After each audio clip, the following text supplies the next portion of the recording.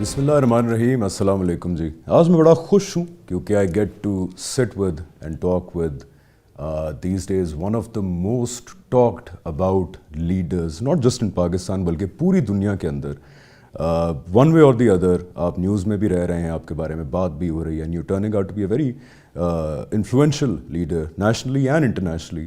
تو آج میری بڑی خوشی ہے کہ میں بیٹھا ہوں وزیر اعظم پاکستان جناب عمران خان صاحب کے ساتھ. السلام علیکم خان صاحب, کیسے ہیں آپ؟ وعلیکم السلام. گھر بار فیملی سب ٹھیک؟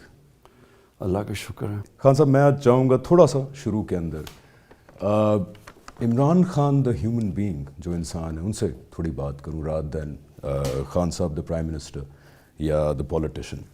اور بڑی کیجول سی آج ہم ڈسکشن کریں گے is about you and your journey towards Allah تعالیٰ. آپ نے, اس میں کوئی ڈاؤٹ نہیں ہے کہ جو اسٹارڈم دیکھا ان یور کرکٹنگ ایئرز, بہت کم لوگوں نے اس طرح کا اسٹارڈم دیکھا. لیکن اس کے بعد میں اس کا پرسنلی بھی وٹنس ہوں کہ آپ کی ایک کہہ سکتے ہیں آپ نے ایک ٹرن لیا. آپ کی باتوں میں اللہ تعالیٰ کا ذکر آنا شروع ہو گیا, آپ کی بات میں مذہب کا, اسلام کا. یہ سارا چینج جو تھا یہ سٹارٹ کہاں سے ہوا؟ اچھا دیکھیں حمزہ, میری جو زندگی ہے نا وہ شاید ہی کسی کو اس طرح کی زندگی گزارنے کا موقع ملا ہو. ایک بڑی مختلف زندگی لوگوں سے. مثلا میں شروع ہوا کرکٹ میں, اور پھر میں 18 سال کی عمر میں انگلینڈ چلا گیا, ادھر پڑھائی کی, یونیورسٹی گیا. پھر میں گرمیاں وہاں کرکٹ کھیلتا تھا, سردیاں پاکستان میں ہوتا تھا. اور تو جو میرا ایک زندگی کا تجربہ ہے وہ باقیوں سے بڑا مختلف ہے. بڑا اب نارمل بھی ہے, زیادہ لوگوں کو ایسی زندگی گزارنے کا ایسا موقع نہیں ملا. اور پھر ڈائیورس تھی, یعنی ایک اسپورٹس مین بھی رہا, پھر لیکن پڑھائی بھی کی ٹاپ یونیورسٹی میں. اور پھر گرمیاں اور سردیاں, یعنی پاکستان میں بھی رہا سردیوں میں, یا پھر پاکستان ٹیم کے ساتھ جاتا تھا. گرمیوں میں انگلینڈ میں پروفیشنل کرکٹ کھیلتا تھا. تو یہ جو مجھے تجربہ ہوا دو مختلف کلچرز کا, یہاں تو میں بڑا ہوا تھا, اس کلچر کو جو میں نے اندر سے دیکھا, اور پھر جب وہاں یونیورسٹی ایجوکیشن, جو وہ یونیورسٹی ایجوکیشن کی جو مجھے چینج میرے اندر لے کے آیا, اور پھر آہستہ آہستہ پھر جو میں نے اپنے تجربے سے, مجھے شروع میں کسی کتاب پڑھنے سے یا کسی انسان نے نہیں انفلوئنس کیا.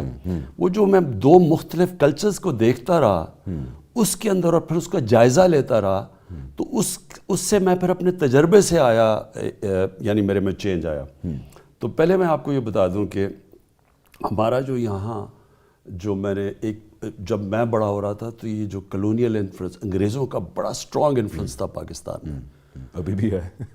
اب مختلف قسم کا ہے. تب ایک غلامی کا تھا, اور اب ایک ذہنی غلامی کا ہے. وہ ملتے ہی ہیں ذہنی غلامی اور غلامی, لیکن تب ایک بہت بڑا ایک انفیریورٹی کمپلیکس تھا. ان کی طرح بننا چاہتے تھے, ان کی طرح دکھنا چاہتے تھے. نہیں, اور انفیریورٹی کمپلیکس تھا کہ کلونیلزم جو سب سے بڑا ظلم کرتا ہے نا, وہ یہ کرتا ہے کہ جس کو غلام بناتے ہیں وہ اپنے آپ کو نیچا سمجھتا ہے, اور جو آپ کو غلام بناتا ہے وہ اپنے آپ کو سپیریئر سمجھتا ہے. سو آپ کی جو ساری ایٹیٹیوڈ ہوتی ہیں وہ اسی طرح بن جاتی ہیں, اور حالانکہ آپ ان کو برا بھی سمجھتے ہیں کیونکہ انہوں نے آپ کو غلام بنایا ہے, لیکن آپ ان سے متاثر اتنے ہوتے کہ ان کی طرح بننا چاہتے ہیں. تو ہم جو ایچ ایس این کالج میں جو ہماری تعلیم تھی ان دنوں میں, تو ہمیں ایچ ایس این میں صرف انگریزی ہمیں اجازت نہیں تھی اردو بولنے کی. وہ تو شدید ذرا تھوڑا گورا مینٹالٹی والا نہیں, یہ سارا کلونیلزم کا امپیکٹ ہے. جب آپ غلام رہتے ہیں تو آپ کا سارا سوچ یہ ہو جاتی ہے کہ اگر آپ نے اوپر آنا ہے تو آپ اس طرح بنیں جس نے آپ کو غلام بنایا. بالکل. تو اس کا ہمارے جو میری اپ برنگنگ میں اس کا بہت بڑا امپیکٹ تھا. اور جو ہمارا انگلش میڈیم وہ چھوٹا سا طبقہ تھا. ان دونوں میں صرف 4-5 بڑے یہ انگلش میڈیم کے تھے, باقی سارا اردو میڈیم تھا. تو وہ جو انگلش میڈیم کا جو پروڈکٹ نکلتا تھا وہ پروٹوٹائپ برٹش بن جاتا تھا. تو میں جب ہم بڑے ہو کے انگریز بنوں گا, اور جتنا آپ انگریز کو کاپی کرتے تھے, آپ معاشرے میں آپ کا سوشل سٹیچر اوپر چلا جاتا تھا. ابھی بھی ہے, ابھی بھی آپ انگریزی بولتے ہیں اور آپ انگریزی کا. If I may add here, ابھی بھی C S S academy, because میرا وہاں جانا ہوا 2010 میں, وہاں پہ منڈے ٹو فرائیڈے آپ نے سوٹ پہننا ہے. یہ پاکستانی اکیڈمی اور ہم جب بڑے ہو رہے تھے تو پنجاب کلب کے اندر آپ یا جمخانہ کلب میں آپ پاکستانی کپڑے پہن کے نہیں جا سکتے تھے، اور سندھ کلب میں تو 1974 تک پاکستانی کپڑے الاؤڈ نہیں تھے. تو اس طرح کا ایک بیک گراؤنڈ تھا. تو جب میں انگلینڈ گیا تو میں نے ریئلائز کیا کہ ہم جو ہمیں بنانے کی کوشش کر رہے ہیں وہ تو ہمیں ایک ریپلیکا، ایک انگریز کا ریپلیکا بنانے کی کوشش کر رہے ہیں، اور ہم تو جو بھی ہو ہم انگریز تو نہیں بن سکتے. وہ کوا چلا ہنس کی چال اپنی بھی بھول. سو اس سے پھر ایک، اور میرے میں سمجھتا ہوں کہ ایک میری جو اسٹرینگتھ ہمیشہ رہی ہے، میں ہمیشہ اپنی زندگی کا جائزہ لیتا تھا. کرکٹ میں بھی میں کامیاب باقیوں سے اس طرح ہوتا تھا کہ میں رات کو سوتا نہیں تھا اگر میرا میچ ہو، کہ جب تک میں اپنے میچ کو پوری طرح بریک ڈاؤن نہیں کرتا تھا کہ میں نے غلطیاں کدھر کی، کیا میں نے سیکھا، وہ جب تک نہیں میں سوتا نہیں تھا. تو ایک یہ میرے میں ایڈوانٹیج تھی کہ میں مسلسل اپنی زندگی کا پھر جائزہ لیتا رہتا، خود احتسابی آپ ہر وقت کرتے کہ اپنی سیلف انالیسس کرتا تھا. تو اس سے کیا ہوا کہ تو میں اس نتیجے پہ آنا شروع ہوا زندگی کے لیٹر حصے میں. حالانکہ مجھے پھر کرکٹ میں کامیاب ہوا، شہرت ملی، مجھے انگلینڈ کے معاشرے کو اس طرح دیکھا جو کہ لوگوں کو موقع نہیں ملتا. ہم جب پاپ سٹارز کو اور فلم سٹارز کو ہم بڑا آئیڈل سمجھتے تھے، اپنے جو ویسٹرن پاپ سٹارز تھے، مجھے موقع مل گیا ان کو صحیح طرح دیکھنے کا، اندر سے دیکھنے کا. اور پھر چینج میرے میں تب سے آنا شروع ہوا کیونکہ میں دونوں معاشرے دیکھ رہا تھا. تو میں نے ریئلائز کیا جیسے کہ ہماری جو بہت بڑی طاقت ہے اس ملک میں، ہمارے اندر اللہ اور آخرت کا کانسیپٹ عوام میں ہے. جو ہم شروع میں جب انگلینڈ گیا تو جب یونیورسٹی گیا تو وہ ایسے لگا کہ اللہ بھی آؤٹ ڈیٹ ہو چکا ہے اور آخرت بھی آؤٹ ڈیٹ ہو چکی ہے اور دین بھی آؤٹ ڈیٹ ہو چکا ہے. ایک نیو ایتھیزم کی ایک لہر ہے وہاں پہ یونیورسٹیز. اب میں نہیں جانتا، لیکن ہمارے ٹائم پہ یونیورسٹیز کے اندر یہ جو دین کو ایک آؤٹ ڈیٹڈ چیز سمجھی جاتی ہے. تو اور زیادہ مارکسزم ان دنوں میں اصل ہمارا دین ہوتا تھا کہ لیفٹسٹ کو کہتے تھے کہ. تو اینی وے کرکٹ کے میں ملا اپنے جائزے سے، پھر میں نے ریئلائز کیا کہ یہ ہماری ایکچولی بہت بڑی طاقت ہے. اور پھر چینج میرے میں آنا شروع ہوا کیونکہ میں نے ان کو اندر سے دیکھنا شروع کیا. وہاں بہت بڑا چینج آ رہا تھا sex, drugs and rock and roll کا. 60s میں ریولوشن شروع ہوئی، 70s میں آئی. تو اس سے کیا ہوا کہ جب میں وہاں گیا تو ایک معاشرے کے اندر جو ڈیورس ریٹ تھی وہ ایک ڈیورس تھی 14 شادیوں میں. یہ ویسٹ کے اندر جب میں شروع میں ارلی 70s میں انگلینڈ میں گیا. ٹھیک، 1 in 14 ایک ڈیورس 14 شادی. اور 30 سال کے بعد 70% ڈیورس ریٹ، 60% ڈیورس ریٹ ہے وہاں. سو جو فیملی سسٹم ہے اس کو ٹوٹتے دیکھا میں نے. ہماری طاقت ہمارا فیملی سسٹم ہے. ایگزیکٹلی، یہ بہت بڑی طاقت ہے. سو یہ جو چینجز تھے یہ میں نے اپنی ایکسپیرینس، تو جو میری جو ایوولوشنری پروسیس تھا وہ اپنے زندگی کے تجربے سے آنا شروع ہوا. تو یہ تو ویسے میں اس طرح دیکھ رہا ہوں کہ اللہ کا بڑا کرم ہوا کہ آپ نے اس طرح کی زندگی جب دیکھی جس میں ابنڈنس بہت تھی، جس میں لوگوں کی پذیرائی بہت تھی، اسٹارڈم بہت تھا، آپ کو باہر جانے کا موقع ملا، ویسٹ کو انالائز کیا، that triggered your transition towards Allah تعالیٰ. ویسٹرن سویلائزیشن کو میں نے بڑی کلوز دیکھا ہے. شاید ہی کسی نے اس طرح، اب تو خیر ہمارے جو وہاں لوگ پیدا ہوتے ہیں، ہمارے جو پاکستانی کمیونٹی یا مسلمان وہاں، وہ تو دیکھتے ہیں لیکن ان کو اپنے کلچر کو اتنی اچھی طرح یہ نہیں جانتے، یا وہ جانتے ہیں یہی جانتے ہیں. تو مجھے موقع ملا دونوں کلچرز کو ایویلیویٹ کرنے کا. اپنی بھی ہم نے کمزوریاں یہ دیکھی، کمزوریاں تو بہت ہیں، لیکن جو طاقت کے اوپر میں آیا، میرے خیال میں ہمارے معاشرے کی جو سب سے بڑی 2 طاقت ہیں، ایک کہ اکثریت لوگ اللہ میں اور آخرت میں یقین رکھتے ہیں، اور دوسری چیز ہمارا جو فیملی سسٹم ہے وہ بچا ہوا ہے. میں اسی کی طرف آنا چاہ رہا ہوں کہ آپ نے بڑا اچھا پوائنٹ ہائی لائٹ کیا کہ جب مذہب ڈکلائن کیا ویسٹ کے اندر، اللہ تعالیٰ، آخرت کا کانسیپٹ، تو اس کا ایک بائی پروڈکٹ یہ ہوا کہ جہاں ویسٹ میں بہت اچھی باتیں، یعنی کہ وہاں سچائی ہے، دیانتداری ہے، ویلفیئر ہے، لیکن یہ بھی حقیقت ہے کہ فیملی سسٹم البتہ وہاں پہ کلیپس کر چکا ہے. ہمارے ہاں بھی اگر آپ دیکھیں بڑا امپورٹنٹ پوائنٹ ہے کہ فیملی سسٹم کلیپس کر رہا ہے. پاکستان کے سب کانٹیننٹ کے ڈیورس ریٹس آج کل دیکھیں نا، ہر دوسرے تیسرے دن خبر آ رہی ہوتی ہے کہ اس کا ڈیورس ہوا، اس کا ڈیورس ہوا. Divorce rates have gone up. Losing our family system right now is کتنا ڈیوسٹیٹنگ چیز ہے پاکستان کے لیے. اینڈ اس کو کیسے ہم بہتری کی طرف لے کے جائیں, لوگوں کو کس طرح کی تربیت کی جائے کہ احساس دلایا جائے کہ فیملی نہ ہوئی تو ہماری تو ریاست کے پاس بھی اتنے پیسے نہیں ہیں کہ ہم ویلفیئر سسٹم بنا کے بچے پال سکیں, اس طرح ویسٹ میں ہوتا ہے. بالکل ٹھیک کہتے ہیں آپ حمزہ. دیکھیں وہاں ایک بڑا زبردست ویلفیئر سسٹم ہے. پہلی دفعہ میں نے ایک فلاحی ریاست دیکھی تو جب میں انگلینڈ گیا تو وہاں دیکھی, اور فلاحی ریاست وہ ان کی بہت بڑی نعمت ہے. اور آہستہ آہستہ اس کو انہوں نے مارگریٹ تھیچر کے بعد انہوں نے اس کو تھوڑا چپ اوے کیا, کم کر دیا. لیکن دیکھیں فلاحی ریاست تو ایک انسانیت کا نظام ہے, اور وہاں ان کی اتنی زبردست سسٹم ہے, غریب آدمی کے لیے پروٹیکشن ہے, اس کو تعلیم مفت ہے, ہسپتالوں میں علاج, نیشنل ہیلتھ سروس وہ تب تو بہت اچھا ہوتا تھا, اس میں اس کو علاج مفت ملتا ہے. ان کے لیے لیگل ایڈ ہے, عدالت میں جاتے ہیں ان کو ایڈ ملتی ہے, بے روزگار ہوتے ہیں تو پیسے ملتے ہیں, ان امپلائمنٹ بینیفٹس ملتے ہیں. تو وہ بڑا ایک سوشل سیکیورٹی کا سیٹ اپ ہے. اور بچوں کو اگر ابیوز کیا جائے تو ریاست لے کے خود پالتی ہے وہاں پہ. اور اس کے علاوہ سنگل مدرز ہوتی ہیں, ان کو بھی ان کے لیے بھی کوئی الاؤنس ہوتی ہے. تو ان کا ایک سسٹم پروٹیکشن دیتا ہے انسان کو. ہمارا صرف فیملی سسٹم پروٹیکشن دیتا ہے. اگر کوئی بے روزگار ہوتا ہے تو وہ ساری فیملی مل جاتی ہے وہ اس کو. تو ہماری بہت بڑی اسٹرینتھ فیملی سسٹم ہے. تو جو آپ نے ابھی بات کی, ان کا ہوا کیا, جیسے جیسے انہوں یہ جو sex, drugs and rock and roll کی ریولوشن آئی, جیسے جیسے انہوں نے وہ اس سسٹم کے اندر فحاشی بڑھنی شروع ہوئی, وہ چیزیں جو کہ ہمیشہ معاشرے میں ہوتی رہتی تھی. ڈرگز تو ہمیشہ انسانی معاشرے میں چلتی رہی, لیکن اس کو ایک تہذیبی غلبہ حاصل ہو گیا وہاں پہ. نہیں وہ نہیں ہوا. ہوا کیا کہ انہوں نے ان کے جو پاپ سٹارز تھے انہوں نے اس کو ایک ٹرینڈ ہی بنا دیا کہ یہ کوئی بری چیز نہیں ہے. وہ پاپ سٹارز پکڑے جاتے تھے ڈرگز لیتے ہوئے, وہ ایک اس قسم کی اس کے اشتہار بن گئے, نارملائز کر دیا اس کو. تو ساری یوتھ اس طرف لگ گئی. تو جو اسلام کے اندر ایک بہت بڑا ایک آیت ہے, 2 آیتیں ہیں کہ اپنے گناہوں پہ پردہ ڈالو اور دوسروں کے بھی گناہوں پہ پردہ ڈالو. یہ بہت امپورٹنٹ, جو مجھے آہستہ آہستہ بعد میں سمجھ آئی. جب آپ گناہوں کو, جو ایک معاشرے کی برائی ہے, اس کو آپ اشتہار دینے شروع کر دیتے ہیں اور اس کو آپ ایسے کرتے ہیں کہ یہ کوئی بری چیز نہیں ہے, یہ سب کرتے ہیں, تو وہ پھر معاشرے میں پھیل جاتی ہے. اور ہماری سامنے sex, drugs and rock and roll ایک پھیلنا شروع ہوا معاشرے کے اندر. اس کا ڈائریکٹ امپیکٹ پڑا فیملی سسٹم پہ, اور دیکھتے دیکھتے ان کی فیملی سسٹم ٹوٹنا شروع ہو گئی.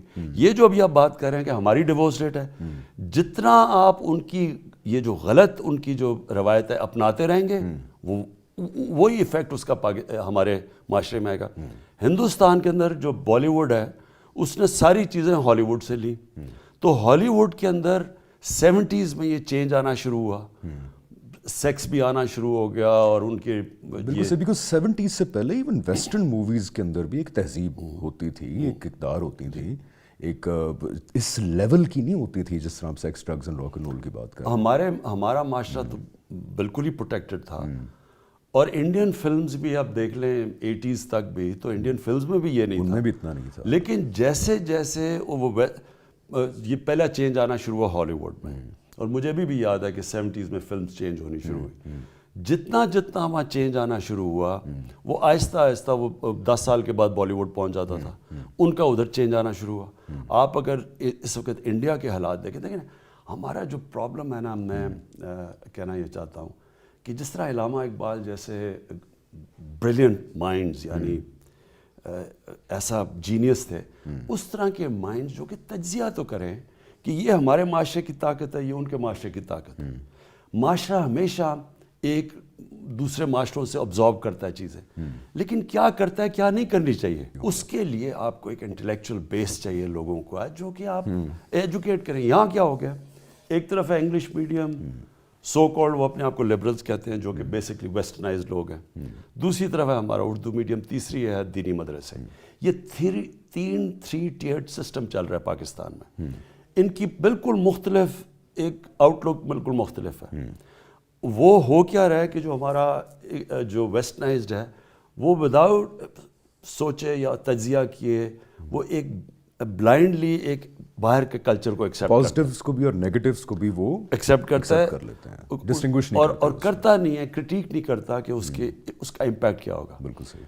سب سے پہلے تو یہ ان کو کرنا چاہیے کہ پچھلے 40 سال کے اندر مغرب کے اندر یہ جو چینجز آئے ہیں, ان کا فیملی سسٹم ٹوٹا ہے, ان کے جو معاشرے کے اندر کیا پازیٹیوز اور نیگیٹیوز ہیں, اگر وہ صحیح معنی میں ہم اس کا تجزیہ کریں تو ہم اپنے معاشرے کو کئی ان کی برائیوں سے بچا سکتے ہیں. ایگزیکٹلی, کیونکہ جو آپ بات کہہ رہے ہیں یہ بڑا تربیت سے ریلیٹڈ ایک موضوع ہے.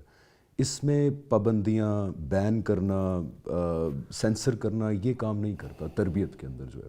اور تربیت میں فیملی کے بعد سب سے امپورٹنٹ دوسرا نمبر جو ہے وہ ہے اسکولس کا. بچہ وہاں پہ جائے گا. آپ نے الیکشن سے پہلے ایک بہت بڑا وعدہ کیا تھا, اینڈ می پرسنلی اور جتنے نوجوان ہیں پاکستان کے وہ بڑا لک فارورڈ کر رہے ہیں کہ کیا یہ وعدہ پورا ہو پائے گا اگلے 2.5 سال میں, کہ یکساں تعلیمی نظام, یعنی کہ ایک مکینک کا بیٹا اور ایک انڈسٹریلسٹ کا بیٹا, ایک دینی مدرسے کا بچہ اور ایک او لیول کا بچہ ایک نصاب پڑھیں, ان کو ایک طرح کی تعلیم ملے. یہ ہو پائے گا اگلے 2.5 سال میں؟ امید رکھنی چاہیے. اچھا, تعلیم کے اوپر پہلے سیکنڈ پہ آتے ہیں. پہلے یہ بڑا امپورٹنٹ ہے, آپ نے جو بات کی ہے نا کہ ہم اپنے معاشرے کی تربیت کیسے کر سکتے ہیں. تو میں پھر سے اپنے جو ساری زندگی کا تجربہ ہے, میں کیا نتیجے پہ آیا, یعنی میں آہستہ آہستہ ایک مجھے بڑے صوفی مل گئے, میاں بشیر. جب انسان ڈھونڈ رہا ہوتا ہے, راستہ ڈھونڈ رہا ہوتا ہے کہ یہ ایک مغربی سسٹم تو ہم نے دیکھ لیا ہے, تو الٹرنیٹیو کیا, ہم یہاں ساری زندگی بڑے ہوئے تھے دین کے ساتھ, اللہ کے ساتھ, آخرت کے ساتھ, لیکن اسے دور ہوتا گیا جب مغرب جو اتنے متاثر تھے کہ مغرب کا جو سارا سسٹم تھا. تو جب میں وہ واپس میری یہ جو سرچ شروع ہوئی تو اس کے بعد پھر یہ بڑا ایک صوفی مل گئے. تو ہوا کیا کہ ایک پھر ڈائریکشن چینج ہونا شروع ہوا. پھر میں نے بہت پڑھائی کی, میں نے پڑھا, کتابیں پڑھی, علامہ اقبال پڑھا, علی شریعتی, بڑے بڑے اسکالرس کو پڑھا.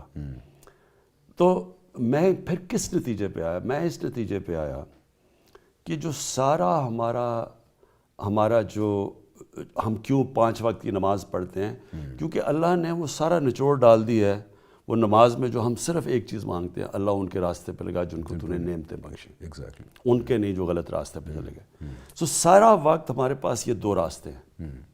یہ جو ہم 5 وقت کی نماز پڑھتے ہیں, مقصد ہی یہ ہوتا ہے کہ ہمارے پاس ہمیشہ چوائسز ہوتی ہیں, اس راستے پہ جاؤ یا اس راستے پہ. ایک آپ کی عظمت کا راستہ ہے, ایک تباہی کا راستہ ہے, اور یہ ہے سارا نماز.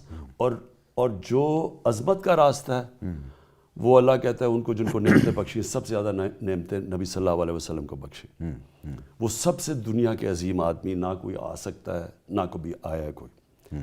تو ان کی زندگی کیا تھی, وہ قرآن میں حکم کرتے ہیں کہ ان کی زندگی سے سیکھو. سو جو میں نے سارا اپنے خود ہی, یعنی مجھے کسی نے یہ بتایا نہیں, میں نے اپنے تجربے سے اور مغرب اور اپنے کلچرز کو دیکھ کے اس نتیجے پہ آیا کہ جو ان کا راستہ ہے نبی صلی اللہ علیہ وسلم کا, وہ عظمت کا راستہ ہے, وہ خوشی کا راستہ ہے, اور سیدھا راستہ, سمپل راستہ. وہ ہم جب ایمان نہیں آیا تھا تو میں یہ سوچتا تھا کہ ہماری چھوٹا بھی تھا تو والدہ سونے سے پہلے کہتی تھی اللہ ہمیں سیدھے راستے پہ.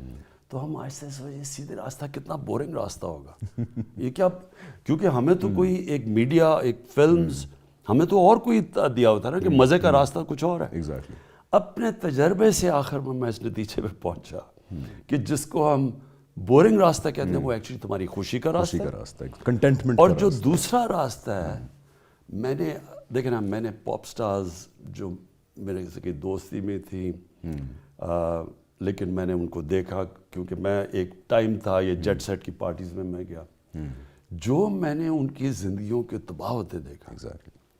یعنی کوئی ڈرگ جا رہا ہے ریہیب کلینکس کے اندر, ایک ڈپریشن ہے, ایک شادیاں تباہ ہو رہی ہیں, بچے سوسائڈ کر رہے ہیں, وہ خود سوسائڈ کر رہے ہیں.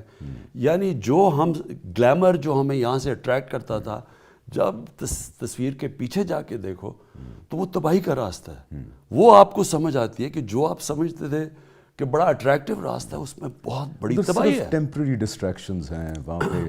2 چیزیں دیکھو, ایک ہوتی ہے خوشی, وہ آتی ہے وہ اللہ کی طرف سے. بے شک بے شک. دوسری طرف ہے جس کو پلیجر سیکنگ کہتے ہیں, عارضی خوشی, جو ڈرگ سے آتی ہے, یہ جو نشے سے آتی ہے, ٹیمپریری ڈسٹریکشنز. اچھا ان میں بہت بڑا فرق ہے.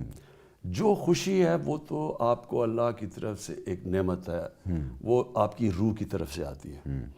آپ کو اصل خوشی آتی ہے جب اندر سے آپ کی روح کنیکٹڈ ہے اللہ کے ساتھ. اچھا وہ آپ جب اللہ کا کام کرتے ہیں اس میں آتی ہے. یہ جو عارضی خوشی ہے یہ ہر وہ چیز ہے جو کہ آپ کو ایک ہمیں جو کہ وہ جو ہم پاپ سٹارز دیکھتے ہیں ایکسائٹمنٹ, وہ اچھا وہ ٹیمپری ایکسائٹمنٹ جو ہے اس کی ڈیمینشنگ ریٹرنز ہیں. یعنی اگر آپ کو ایک چیز سے آج خوشی یہ پلیجر سیکنگ ہے تو کل نہیں ہوگی, وہ آپ کو پھر اس کو اور کچھ کرنا پڑے گا, ڈاؤنر آئے گا, اور پھر آپ کو ڈرگ ایڈکشن کیا ہوتی ہے, ویشس سائیکل. ڈرگ ایڈکشن کیا ہوتی ہے, آپ جتنی آج آپ ڈرگ لے رہے ہیں اس سے دگنی لینی پڑے گی, اس کے تھوڑی دیر کے بعد آپ کو زیادہ لینی پڑے گی اور ایڈکشن ہو جاتی ہے.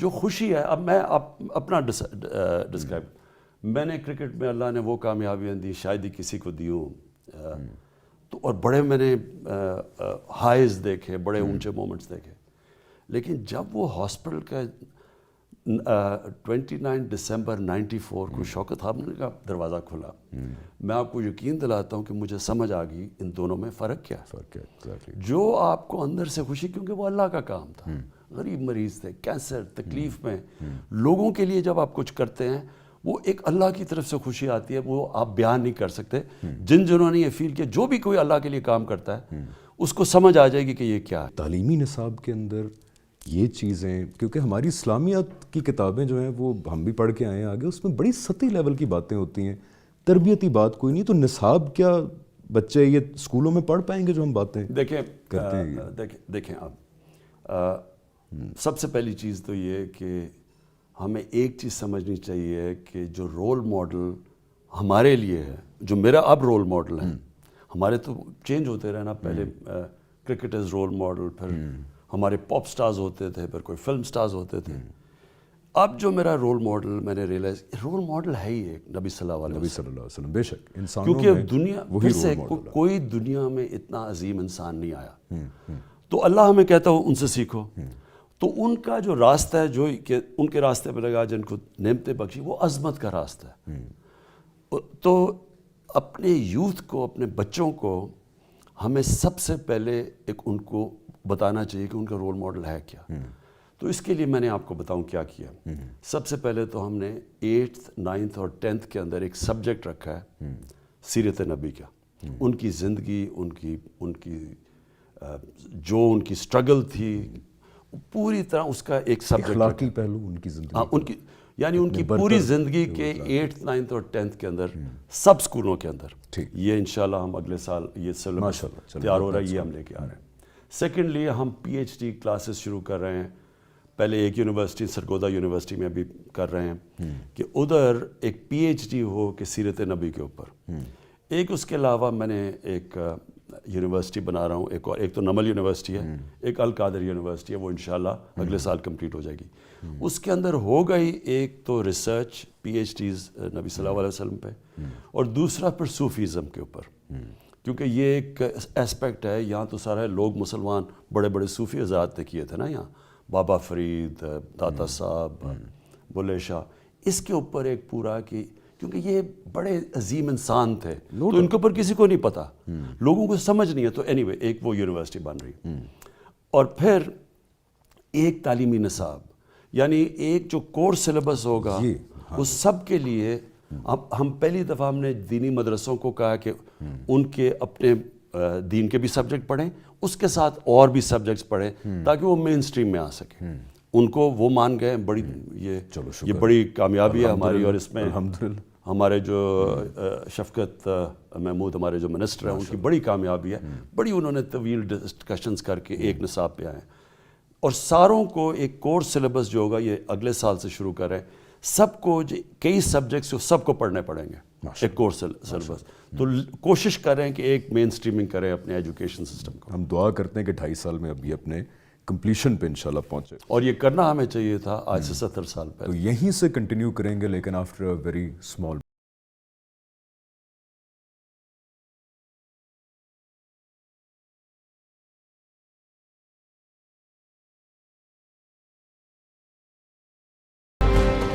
Welcome back. मीडिया पे अब मैं आना चाहता हूँ बिकॉज इससे जो अगला टियर है तरबियत का भी, हमारी यूथ के लिए भी, वो फिर मीडिया आ जाता है. आपने बड़ा अच्छा किया कि अर्तुगरुल और अभी यूनुस आमरे का जो भी टर्की से इंपोर्ट किया है, लेकिन पाकिस्तान की भी बहरहाल एक बहुत वाइब्रेंट टीवी इंडस्ट्री है, फिल्म इंडस्ट्री है, कमर्शियल्स की इंडस्ट्री है, लेकिन डायरेक्शन कोई नहीं है. हमारे यहाँ ज़्यादातर चीज़ें बनाई जाती हैं, I have shared with you a lot कई दफ़ा, वो पैसों के लिए बनाई जाती हैं प्रोजेक्ट, या पैसे पूरे हो जाएं, चलें लोग देख लें, कमर्शियल एक माइंड सेट है, डायरेक्शन कोई नहीं है. क्या हम एक्सपेक्ट करें कि आप हमारे मीडिया को भी, चैनल ओनर्स को, प्रोड्यूसर्स को, कंटेंट मेकर्स को इंगेज करेंगे कि एक यूनिफाइड डायरेक्शन दी जाए ताकि हम भी फिर ऐसी चीज़ें बनाएं कि जो हमारी यूथ की तरबियत करें? दो चीज़ें. एक तो मेरे ख्याल में जो भी ज़िंदगी में कोई काम करता है ना, तो उसके सामने दो पहलू आ जाते हैं कि क्या वो काम कर रहा है पैसे बनाने के लिए, ज़ात के लिए, क्या वो काम कर रहा है एक माशरे के लिए. ज़्यादातर बदकिस्मती से लोग अपने ही ज़ात के ऊपर पड़े रहते हैं. जो भी इस दुनिया के अंदर बड़ा इंसान आया है, वो कभी भी आज तक दुनिया की तारीफ किसी पैसे वाले आदमी को नहीं जानती. बड़े बड़े पैसे वाले लोग आए, कोई याद नहीं, तारीख नहीं याद रखती.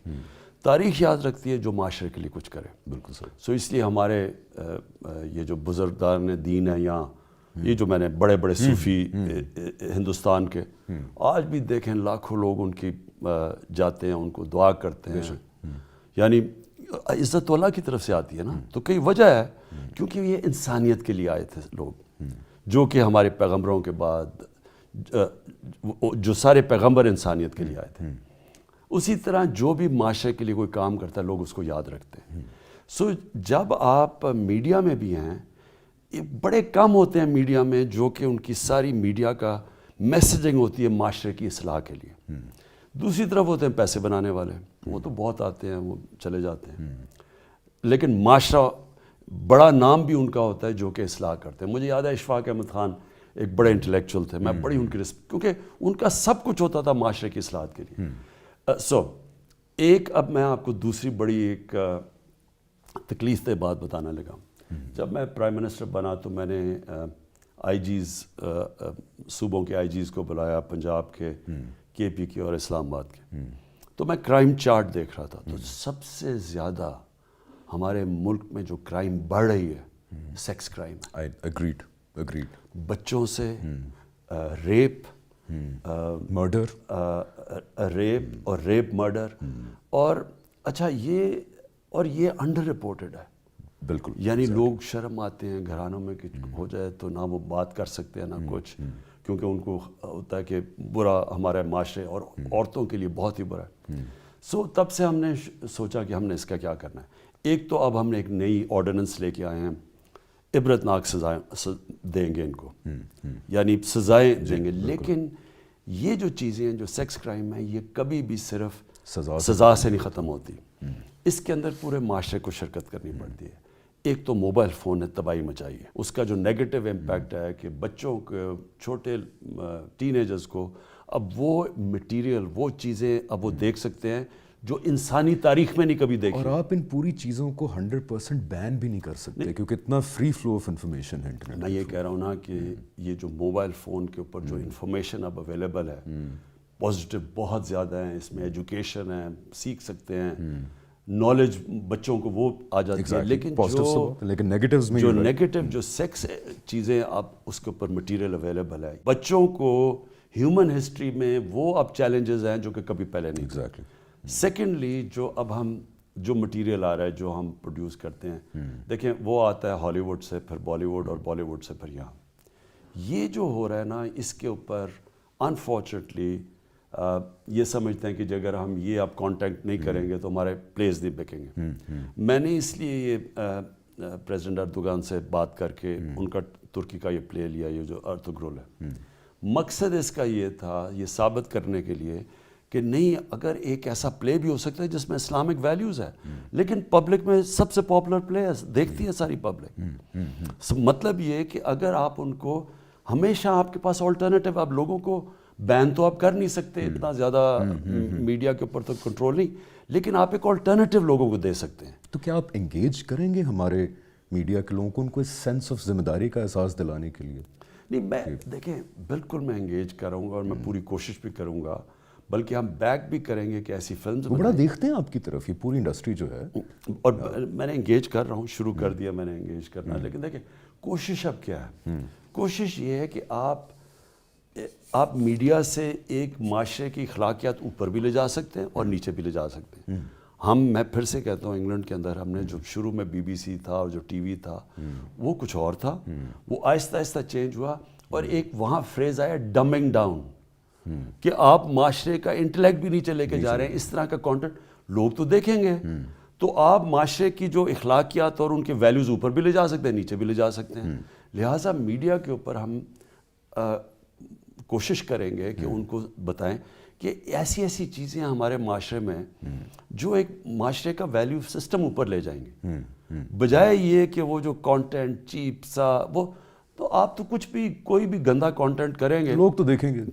اور دنیا کی تاریخ میں یہ ہے کہ جو معاشرہ اپنی اچھائییں اپنے اسٹرانگ ویلیوز اوپر لے کے جاتا ہے وہ اوور آل ویلیوز اوپر لے جاتا ہے. اور جو معاشرے کے اندر جب آپ سویلائزیشنز کی تاریخ پڑھ لیں کہ سویلائزیشن شروع میں کیا تھا اور جب وہ کولیپس کر رہا تھا تو اس کی سب سے پہلے دیکھیں کہ اس کی اخلاقیات کیسے نیچے جا رہی تھی. یہ تو اللہ تعالیٰ نے بھی قرآن میں کہا ہے کہ جب ہم کسی قوم کو تباہ کرنے کا فیصلہ کرتے ہیں تو اس میں فحاشی کو عام کر دیتے ہیں. یہ تو قرآن میں بڑا کلیئر. نہیں لیکن آپ دیکھ لیں نا، آپ دنیا کے سویلائزیشنز، آپ مغل امپائر سلطنت کی آخر دیکھ لیں، آپ آٹومنز کی آخر دیکھ لیں کہ وہ کیسے ڈی جنریٹ کیے ہیں، رومن امپائر کو دیکھ لیں، گریک سویلائزیشن کو دیکھ تقریباً لیں. ساری مثالیں آپ جب دیکھیں گے کہ ان کی جب ایک فیملی سسٹم تباہ ہوتا ہے، جب ان کی اخلاقیات ختم، جب مورل سٹینڈرڈز ختم ہو جاتے ہیں، اور ابھی بھی فیملی سسٹم تو ان کا کولیپس کر رہا ہے، لیکن ابھی بھی مغرب کے اندر مورالٹی ہمارے سے زیادہ بہتر ہے. باقی ڈپارٹمنٹس میں سچائی زیادہ ہے وہاں پہ، دیانتداری زیادہ ہے وہاں پہ. دیکھیں میں آپ کو ایک بتاتا ہوں، آپ ایک قرآن کی آیت ہے کہ کیا آپ ایک بدکردار آدمی اور ایک نیک آدمی کو کیا وہ ایک ہی ہیں؟ کیا علم والے اور بغیر علم والے ایک ہے علم والے اور بغیر علم والے، ایک ہے ایک بدکردار آدمی اور ایک نیک آدمی، وہ ایک نہیں ہے. انہوں نے کہا کہ وہ آپ ان کو ایک ہی طرح نہیں تول سکتے، یعنی وہ ایک نہیں ہے، برابر کے نہیں ہیں. اب آپ کے سامنے ہیں ہمارے یہاں جرنلسٹ، کئی جرنلسٹ جا کے ہائی کورٹ میں چلے گئے، کہتے ہیں کہ نواز شریف کو تقریر کرنے کا موقع دیں. ایک آدمی اربوں روپے کی اس کے اوپر کرپشن کے چارجز ہیں، اس ملک کا پیسہ چوری کر کے باہر لے کے کیا. سپریم کورٹ نے اس کو سزا دی اور سزا 1.5 سال کی انویسٹیگیشن کے اوپر، JIT بٹھائی اس کے اوپر، انہوں نے باقاعدہ پورا چیزیں سامنے لے کے، اور ابھی باقاعدہ اور کیسز ہیں اس کے اوپر. وہ کہہ رہے ہیں کہ اس کو تقریر کرنے کا موقع دیا جائے، اس کو فریڈم آف سپیچ کہہ رہے ہیں. وہ یہ کر رہے ہیں کہ جو سارے پولیٹیشنز ایک ہی ہیں، یہ نہیں کہ ایک آدمی نے کبھی کچھ یعنی اس کا بشک کیریکٹر اچھا ہو، وہ اسی میں ہے جو کہ کرپٹ آدمی ہے. اس کو کہتے ہیں بیلنس کرنا، اور یہ بیلنس ہونا اتنا چاہیے. بڑا ڈیمیج کر رہے ہیں ہمارے معاشرے میں. دیکھیں کرپشن کبھی صرف قانون پاس کر کے اور احتساب کر کے کرپشن صرف ختم نہیں ہوتی، پورا معاشرہ کرپشن کو ختم کرتا ہے. میں آپ کو مثال دیتا ہوں، لی کوان یو جو سنگاپور کا پرائم منسٹر تھا، اس نے آ کے جب وہاں سنگاپور میں بھی کرپشن تھی، اس نے جب کرپشن ختم کی، اس نے صرف یہ قانون نہیں بنائے، معاشرے کے اندر کرپٹ لوگوں کی جگہ ختم کر دی. بالکل. اس کا ایک منسٹر جب پکڑا گیا اور بڑا اس کا قریبی آدمی تھا لی کوان یو کا، جب وہ کرپشن پہ پکڑا گیا اس نے خودکشی کر لی، اسے پتا تھا اس کی زندگی ختم ہو گئی. امریکہ کے اندر ایک بہت بڑا نام تھا میڈوکس، اس نے کرپشن کی، تو جب وہ پکڑا گیا، اور اربوں ڈالر کی کرپشن تھی، جب وہ پکڑا گیا، یہ بہت بڑا کیس ہے، جب وہ پکڑا گیا اس کے 2 بیٹے تھے، ایک نے خودکشی کی، ایک سٹریس کے اندر اتنا ہوا وہ غم کے اندر وہ ماری گیا، اور اس کی بیوی نے اس کو طلاق دے دی. یعنی 2 بچے اور بیوی، اس کا سارا خاندان ختم ہو گیا، کیونکہ انہیں پتا تھا کہ معاشرے کے اندر ہماری جگہ ختم ہو گئی. بہت بڑی بات ہے کرپشن اچھا کی. اب آپ نے اگر کرپشن کا مقابلہ کرنا ہے، جو لوگ اس ملک میں 30 سال سے پیسے چوری کر رہے ہیں، سب کو پتا ہے.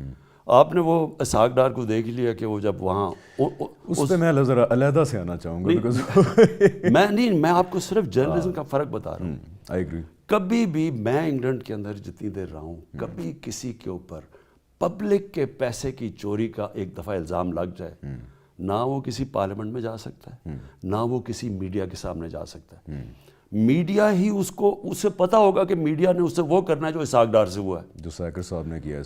آپ جب آپ ملک سے بھاگے ہوئے ہیں, جھوٹ بول کے 3 سال سے جی میری طبیعت نہیں ٹھیک, دندراتے بھی پھر رہے ہیں. آپ کو لگتا ہے کہ ہمارے میڈیا کو بھی ایک, کیونکہ I've done a talk show for 1.5 سال, ایک ہمارے یہاں نا بیلنس کی مینٹالٹی ہے کہ اچھا جی حکومتی موقف, اپوزیشن کا موقف. میں آپ کو بتاتا ہوں. دیکھو برطانیہ کی پارلیمنٹ ہم نے, کیونکہ یونیورسٹی سے وہاں میں دیکھ رہا تھا, وہاں پارلیمنٹ, اس کی پارلیمنٹ کیوں چلتی ہے اور ہماری پارلیمنٹ نہیں چل رہی, وہ وجہ کیا ہے؟ برطانیہ کی پارلیمنٹ کے اندر وہ تیاری کر کے آتے ہیں, نیشنل ایشوز کے اوپر جو اپوزیشن ہوتی ہے اسے پتہ ہوتا ہے کہ انہوں نے پبلک کے انٹرسٹ کو پروٹیکٹ کرنا ہے, تو وہ جب جاتے ہیں پارلیمنٹ کے اندر وہ تیاری کر کے جاتے ہیں, اور جو بھی ایشو آتا ہے, مثلا ابھی بریکسٹ کے اوپر, اب کسی کا ذاتی تو نہیں تھا ایشو, بریکسٹ تھا کہ جی یورپ میں رہنا یا نہیں رہنا, اس کے اوپر ڈبیٹس چلی, لوگوں نے چیزیں لے کے آئے ہیں معاشرے میں, پتہ نہیں 3 سال پارلیمنٹ میں ڈبیٹ چلی. ہمارا کیا ہو رہا ہے؟ جب سے پہلے دن سے ہماری پارلیمنٹ شروع ہوئی ہے, جو چیز ہوتی ہے وہ اپوزیشن بولے نہیں دیتی. کیوں نہیں بولنے دیتی؟ ان کو کوئی انٹرسٹ نہیں ہے ملک کے اندر کیا ایشوز ہیں, صرف ایک انٹرسٹ ہے کہ عمران خان ان کو NRO دے دے, یعنی جو انہوں نے چوری کی ہے اسے بچا دے. میں اس پہ آنا چاہوں گا, سوری میں کمپلیٹ تو کرتا ہوں, لیکن بات سنیں. اب پارلیمنٹ کا اتنے ملک کے ایشوز ہیں, مثلا اگر یہ پارلیمنٹ میں کتنا فائدہ ہو سکتا ہے کہ اگر وہ تیاری کر کے آئیں کہ اکانومی کے اوپر ہم کنسنسس ڈیولپ کریں, ایکسپورٹ پالیسی پہ کریں, فورن پالیسی پہ کریں, کووڈ کے اوپر سارے ملک میں بڑا ایک ڈیبیٹ جو ہوتی ہے پارلیمنٹ میں, اس سے تھاٹ پروسیس آگے جا سکتا ہے, ہماری گورنمنٹ کا فائدہ ہو سکتا ہے. میں ان کو میں کویسچن ٹائم کویسچن آر 1 گھنٹہ کروں گا, جو مرضی آپ نے کویسچن کرنے میں کھڑے ہو کے جواب دوں گا, جو باہر ہوتا ہے وہ کیوں نہیں ہو سکتا؟ آپ جو مرضی بات کریں وہ آ جاتے جی NRO, ہماری چوری پہ پہلے ہمارے کرپشن کے کیسز معاف کرو گے تو آگے بات ہوگی. وہ پارلیمنٹ کیسے چل سکتی ہے؟ بالکل. دیکھیں سب پوائنٹ یہ ہے, جب تک ایک معاشرہ یہ چوروں کے اندر اور عام لوگوں کے اندر فرق نہیں کرے گا, جو قرآن کہتی ہے کہ یہ برابر نہیں ہے, آپ ان کو برابر کر دیتے ہیں. وہ ہر روز ٹاک شو پہ ایک بیٹھا ہوتا ہے, وہ آپ 30 سال سے پاور میں ہیں, آپ اپنا جواب دیں کہ جناب آپ نے یہ جو پیسے بنائے بتائیں. اگر میں ایز اے کرکٹر, میں تو کوئی پبلک آفس ہولڈر نہیں تھا, میرے سے عدالت نے 8-9 مہینے پوچھا کہ جناب بتائیں آپ کے پاس وہ کدھر سے پیسہ آیا, وہ فلیٹ لیا جو لنڈن میں, پھر اس کی منی ٹریل دیں. آپ کے پاس کوئی پبلک آفس نہیں تھا؟ میں تو کرکٹ کھیلتا تھا, میرا پاس کدھر سے, کوئی چوری کا تو پیسہ آ ہی نہیں سکتا, میں تو کرکٹ, یعنی میں تو کوئی منسٹر نہیں تھا, MA نہیں تھا کوئی. اس کے باوجود میں نے 8 مہینے جواب دیا, منی ٹریل دی, پیسے دیے, کدھر سے پیسہ آیا, بینک سٹیٹمنٹس دکھائیں, ٹرانسفر ہوا, منی ٹریل پاکستان میں. ان کے پاس اربوں روپے کی پراپرٹی, اور وہ بنی کب؟ جب یہ پرائم منسٹر تھے.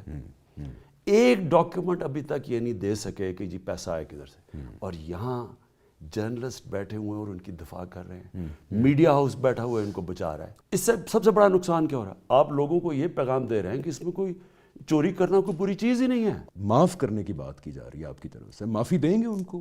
انتشار کی صورتحال ہے, وہ کہتے ہیں ہم نے جلسے کرنے ہیں, وہ کہتے ہیں لاکھوں بندہ اکٹھا ہوگا. کورونا کی صورتحال دیکھیں, اکانومی کی دیکھیں. میں آپ کو بھی بتاؤں, میں استنبول میں تھا, 8 بجے کے بعد وہاں کرفیو ہے, فوج انفورس کر رہی ہے کرفیو.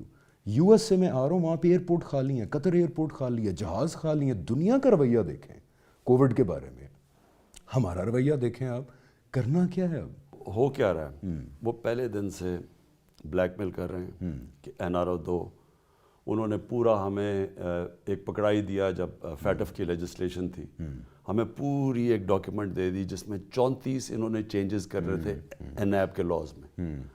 اس سے بڑا وہ NRO ++ تھا, جو انڈیا نے بھی بعد میں کہیں FATF میں انہی کا حوالہ دے کے اپنا کیس. نہیں, انڈیا تو کوشش کر رہا ہے نا ہمیں بھیجنے, ہمیں فیٹف بلیک لسٹ میں پش کرنے کے لیے. انہوں نے بھی کہا کہ اگر تم یہ نہیں کرو گے, ہمیں یہ جو 34 شکے چینج نہیں کرو گے NAB کے قانون میں, یعنی NAB کو دفن نہیں کرو گے, تو ہم آپ کو فیٹف کا قانون نہیں کرتے. تو انہوں نے یہ کہا. دیکھیں بات ہے کیا, بات یہ ہے کہ 30 سال سے 2 پارٹیز پاور میں رہیں.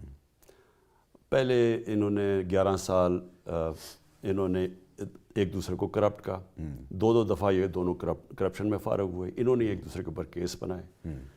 اور پھر یہ جنرل مشرف نے یہ جو اب کہہ رہے ہیں نا, مجھے جو کہہ رہے ہیں کہ NRO دو, اور کہہ رہے ہیں کہ جی دیکھیں بڑا سخت آدمی ہے. جنرل مشرف نے جو NRO ان دونوں کو دیے, نواز شریف کو دیا, سعودی عربیہ بھیج دیا, حدیبہ پیپر مل اوپن اینڈ شٹ کیس تھا وہ بند کر دیا. اس کو زرداری کے $60 ملین پڑے ہوئے تھے, نہیں ان کو واپس بلایا, وہ کیسز $1 ارب خرچ کیا تھا وہ کیسز کے اوپر سوئٹزرلینڈ میں, اور وہ جب سارا وہ ایوارڈ ہونا لگا پاکستان کو اور سر محل, وہ کیسز بند کر دیے. اس کا نتیجہ کیا ہوا کہ پاکستان کی تاریخ کا ٹوٹل قرضہ تھا 6,000 ارب 2008 میں. 2018 میں ہمارا قرضہ ٹوٹل لائبلٹیز گئی 30,000 ارب پہ, 4 گنا زیادہ ہمارا قرضہ پڑا ان 10 سالوں میں, اور یہ 2 پاور میں تھے. اب یہ وہ کہہ رہے ہیں کہ اب میں آیا ہوں تو میں آ کے اب ان کو وہی مشرف والا NRO دے دوں. اس سے بڑی ملک سے غداری کیا ہوگی؟ مشرف نے اپنی کرسی بچانے کے لیے ان کو NRO دیا.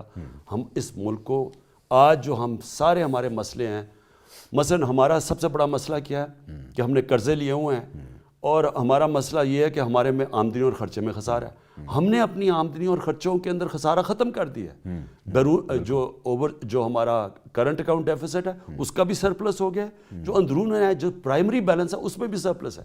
ہم پھنس کے در گئے ہیں. جو انہوں نے قرضے لیے ہوئے ان کے اوپر جو قسطیں دینی ہیں وہ ہمارے اوپر پورا بوجھ پڑ گیا, وہ پڑا ہے 10 سالوں کے اندر. اب یہ کہتے ہیں کہ جی ہم معاف کر دیں. لیکن نبی صلی اللہ علیہ وسلم جو دنیا کے سب سے عظیم لیڈر تھے, انہوں نے فتح مکہ کے بعد سب کو معاف کر دیا. لیکن جب ان سے کرپشن کا پوچھا گیا تو انہوں نے کہا کہ اگر میری بیٹی بھی کرپشن کرے گی تو اس کو بھی سزا دوں گا. سو کرپشن کے اگر میں نے ان کو معاف کرنا ہے, سب سے پہلے تو میں پاکستان کی جیل کھول دوں. وہ بیچارے جو غریب لوگ مجبوریوں میں لاکھوں کی چوری میں جیلوں میں بیٹھے ہیں ان کو پہلے نکالیں. اگر ان کو چھوڑنا ہے تو پھر کرائم ختم ہوگی. دیکھیں انہوں نے یہ کہا تھا کہ جو دنیا کے عظیم لیڈر کا جو تھا, بڑی قومیں تمہارے سے پہلے تباہ ہوئیں جو طاقتور کے لیے ایک قانون رکھتی تھی اور کمزور کے لیے دوسرا. کمزور کے لیے ہم جیلوں میں باندھ رکھیں اور طاقتور کو ہم چھوٹ دے دیں, یہ ہماری بربادی ہے. یعنی کہ آپ کہہ رہے ہیں کہ آپ کی طرف سے کوئی کمپرومائز نہیں؟ میں کہہ رہا ہوں کہ مجھے یہ کرسی چھوڑنی پڑی, میں یہ چھوڑ دوں گا, کسی صورت اس کے NRO نہیں دوں گا. وہ اس موڈ میں ہے کہ ڈو اور ڈائی, بیکاز ان کو انڈرسٹینڈبلی سامنے یا جیل نظر آ رہی ہے یا پھر ان کا آخری پتہ یہ ہے کہ اب انتشار پیدا کیا جائے. پلان ہے اس کو کاؤنٹر کرنے کے لیے؟ بڑی بے یقینی کی صورت ہے لوگوں میں. پلان تو یہ ہے کہ یہ جو مرضی کر لیں, میں نے ان کو NRO نہیں دینا. اور دوسری چیز یہ جو کرنے جا رہے ہیں اب لاہور میں کریں گے, اسلام آباد پھر آئیں گے, لاہور پہلے تو لاہور کا جلسہ لے لینا. لاہور میں تیزی سے کووڈ کے کیسز بڑھ رہے ہیں. اگریڈ. پرسوں ہمارے 78 لوگ کووڈ سے گئے ہیں, فوت ہوئے ہیں, اور کل میں دیکھ رہا تھا کہ 54 لوگ گئے ہیں. بڑھتے جا رہے ہیں کیسز ہمارے, یعنی اگر آپ ٹرینڈ دیکھیں. ہم نے فیصلہ کیا ہے کہ ہم بالکل ان کو اجازت نہیں دیں گے. جو بھی وہاں ساؤنڈ سسٹم لگائے گا, جو کرسیاں لگائے گا, سب کے اوپر FIR کاٹیں گے. لیکن ہم ان کو روکیں گے نہیں وہاں جانے سے. یعنی ہم کوئی رکاوٹیں نہیں, تاکہ ڈرامے نہ کریں, یہ کوئی ریولوشنری نہ بنے, یہ چے گوارا نہ بنے. صرف اپنی چوری بچانے کے لیے کر رہے ہیں. ہم نے کہا کریں, جو پھیلے گا, جو یہ قانون توڑیں گے ان کے خلاف FIR کاٹیں گے. لیکن ہم رکاوٹیں نہیں پیدا کرنے لگیں تاکہ ڈرامے نہ کریں, کوئی جون آف آرک نہ بننے کی کوشش کرے کہ جناب پتہ نہیں کیا وہ ریولوشنریز بنے ہوئے ہیں, کوئی سپر ڈیموکریٹس بنے ہوئے ہیں. اور تھوڑا سا کیا آپ حکومت کو بھی کہیں گے, بیکاز ہم دیکھتے ہیں دیر میں بھی جلسہ ہوا, ہماری حکومتی تقریبات بھی 500-700 بندوں کی ہو رہی ہیں, اس کے اوپر بھی ذرا, کیونکہ حکومت ایگزامپل میں نے ہم نے سارے, جیسے یہ 2-2.5 ہفتے پہلے ہم نے سارے اپنے جلسے کینسل کیے, میں نے اپنے کیے. ہم نے جیسی اوپر ٹرینڈ جا رہی تھی.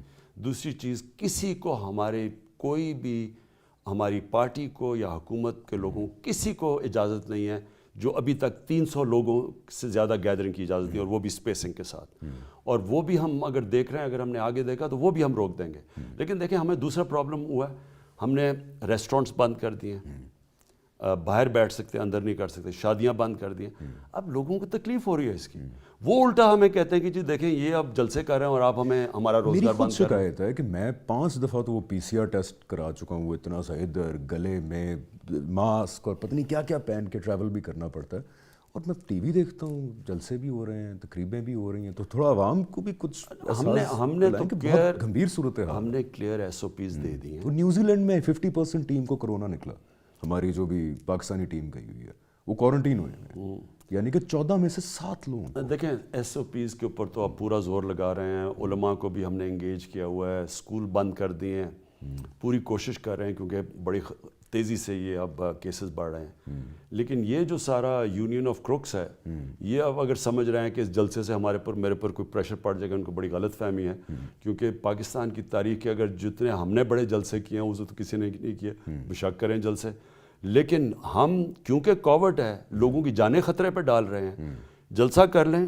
ہم نے جن لوگوں نے جو آرگنائز کر رہے ہیں, جو اس کے اندر جنہوں نے اپنی کرسیاں دی ہیں, سب کے اوپر FIR لیگل کارروائی ہوگی, سب کے اوپر. بعد اور میں سیکنڈ چیز جو آپ پہلے بھی کہتے ہیں اب بھی کہتے ہیں کہ آپ کی طرف سے کرپشن کے اوپر ان لوگوں کے ساتھ کوئی کمپرومائز نہیں, جو مرضی کر لیں. میں پھر سے آپ کو کہتا ہوں کہ اگر مجھے یہ کرسی چھوڑنی پڑے چھوڑ دوں گا, لیکن میں اپنے ملک سے اتنی بڑی غداری نہیں کروں گا. تو پاکستان کے ایریاز کے اوپر جو اگر کہا جائے کہ جن کے ساتھ بہت زیادتی ہوئی ہے پچھلے 70 سال, ایک بلوچستان اور ایک کراچی. بلوچستان میں بھی دیکھیں حکومت کے اندر آپ کا ایک مینڈیٹ ہے, اور کراچی نے تو آپ کو یعنی کہ دل کھول کے مینڈیٹ دیا. اس سے زیادہ مینڈیٹ کیا کراچی دے گا آپ کو؟ اب کیا کرنا ہے؟ دیکھیں 2.5 سال گزر گئے, 2.5 سال بلوچستان پیچھے رہ گیا. ہمارا جو فاٹا تھا, جو پرانا مرج ڈسٹرکٹ ہے, جو قبائلی علاقہ تھا, وہ پیچھے رہ گیا. گلگت بلتستان, ہمارا گلگت بلتستان پیچھے رہ گیا. کشمیر, آزاد کشمیر میں حالانکہ بہتر ہو کیونکہ ان کے باہر پاکستانی ہیں, وہ یعنی اس کی سٹینڈرڈ آف لیونگ اچھی ہے. کراچی کا ایک بڑا عجیب سچویشن ہے. جو سندھ کی پارٹی جیتی ہے, گورنمنٹ میں آتی ہے, وہ انٹیریئر سندھ سے ووٹ لیتی ہے, اور وہ جب گورنمنٹ میں آتی ہے تو وہ اپنی صرف اپنے ووٹ بینک کے لیے ادھر ہی سارا جو بھی اگر کرتی ہے تو وہاں کرتی ہے, اور کراچی نگلیکٹ ہوتا گیا اور پیچھے رہتا گیا. کہیں لوکل گورنمنٹ بھی ہے وہاں پہ؟